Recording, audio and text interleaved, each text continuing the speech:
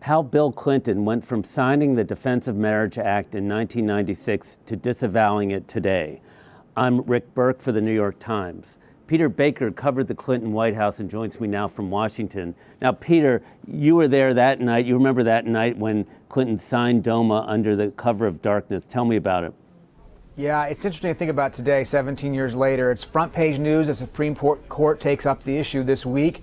But back in the day, it was something Bill Clinton was trying to keep under the rug. He didn't really like signing this bill. It defined under federal law marriage to be the union of a man and woman, and he felt trapped by Republicans who were trying to maneuver him into a bad position just weeks before an election. He'd been out on the campaign trail for 4 days. He lands back at the White House after dark, heads to the Oval Office and signs the bill at 12:50 a.m. Literally, nobody knew that he had done it. The press secretary gets a call home saying, should we announce it or wait till the morning? And I remember the next morning we wrote the story. It turned out to be 9 paragraphs in the next day's newspaper. It seemed like a theoretical political issue. Peter, you fell into their trap of not playing it up big as a story. I did, in a way, absolutely. I mean, at the time, it seemed like more of a theoretical issue, a political issue. It didn't seem like something that was genuinely changing law in the country, in the sense that no state at that time had same-sex marriage. So it seemed more. But let's think about this. I mean, I remember the year right after he got elected, I wrote a piece for the Times Magazine on Bob Hattoy, the first openly gay man at the White House. He had all kinds of gay friends, from fundraisers from California and so forth. So wasn't the gay community at the time surprised that he did this, or maybe not? Yeah, very surprised and very angry, a lot of people, obviously. That's what makes it such an interesting story, because Bill Clinton was really the first president to openly court the gay community, to openly embrace their priorities. He pushed for a workplace non-discrimination law. He had, as you pointed out, openly gay advisors. He pushed for AIDS funding. He tried to get the military to open its doors to gays and lesbians, didn't succeed, got a compromise that people didn't like called Don't Ask, Don't Tell.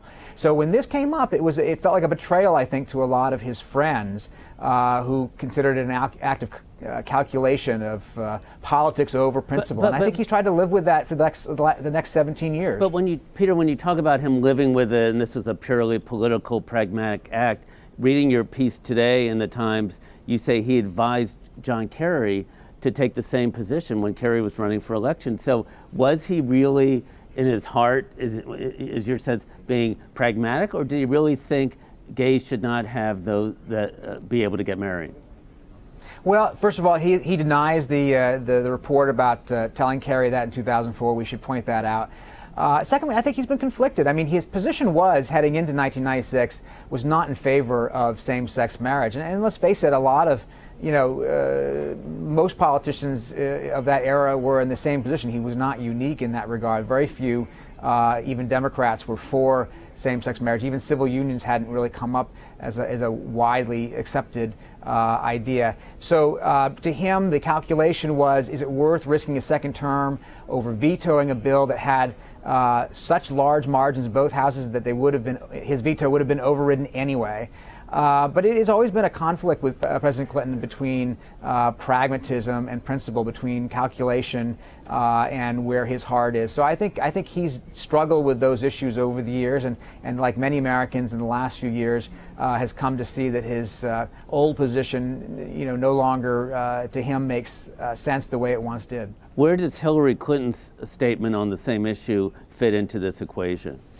Of course, she came out very quickly after President Clinton repudiated d.o.m.a this month and said she too was for same-sex marriage. She explained she couldn't have said that the last 4 years when she was still in office as Secretary of State. It wouldn't have been appropriate for the nation's top diplomat to weigh in on a domestic issue. Now she's come out for it. People think that suggests that she's obviously heading toward, the runway for a 2016 presidential race. Let's not get started with the next presidential campaign just yet. Oh, come on, we're already 3 months in. Are you kidding? But look, I think she would have said this whether she's running for president anyway. I think that she, felt that she was, trying to catch up to where her party is and where her supporters are. So it doesn't necessarily tell us anything about her ambitions. Is it your sense that she worked on her husband, or that Chelsea had a role, or any of the other gay friends of Bill Clinton over the years had a role? I think clearly Chelsea, like a lot of families, the younger people have been more open to same-sex marriage than the parents, and they have nudged them along. Chelsea came out for same-sex marriage in New York the day before President Clinton endorsed legislation there. And I think he's listened to his gay friends and gay supporters going back years, and they've said to him, why are you on this side of the issue when you agree with us on so many other issues? And he, he sort of inched his way over the last 4 years, especially closer and closer toward it. He said on a rope line, I'm not against same-sex marriage anymore. Then he gives an interview to Anderson Cooper. Then he comes out for the New York legislation and finally tapes robocalls in North Carolina last year, urging voters there to reject a constitutional ban on same-sex marriage. So he's kind of piece by piece moved closer toward the position where he is today. Okay, now final question. Peter, I want you to do a journalistic redo. If you could go back 17 years, would you rewrite that story and would you lobby for it to be on page 1?